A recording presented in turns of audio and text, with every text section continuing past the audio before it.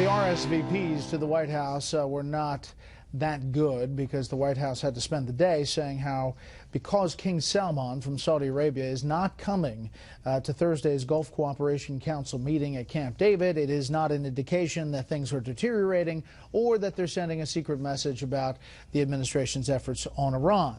That said, if you talk to experts who follow this stuff, many say that's exactly what's happening. We're back with our panel. Yogi, there's 4 out of 6 of the Gulf state leaders not coming. Obviously, they're sending people. They're sending representatives. They're still at the meeting. Some of these leaders are older and they don't travel as much, and there's all kinds of back and forth about that. But on when the White House thinks they're coming, and then they're not, it does send an interesting message. A very bad message. I mean, because remember, I think a lot of this is optics, and not to engage in cliches about something so substantial and so critical as security in the Middle East. But I think the White House wanted to make a show of strength here, of being able to say that the Arab states were solidly in sync with what the United States policy is for both handling Yemen and for dealing with ISIS. And now I think there is some question, given the absence of the leadership.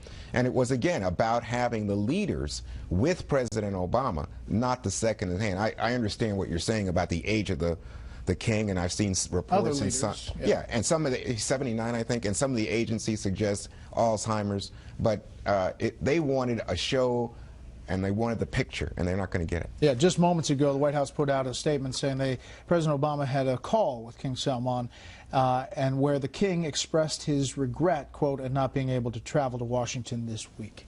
Charles. This isn't about geriatric travel problems. This is a loud statement from the Gulf states. You don't have to be an expert. You have to be about 11 or older to understand what this statement is.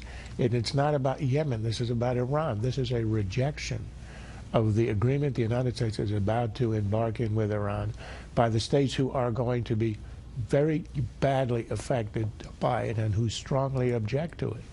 The reason that the state leaders aren't coming is because what the United States is offering in return for acquiescing to an Iran deal that does what Obama has said to make Iran a successful regional power, which is anathema to all the Gulf states.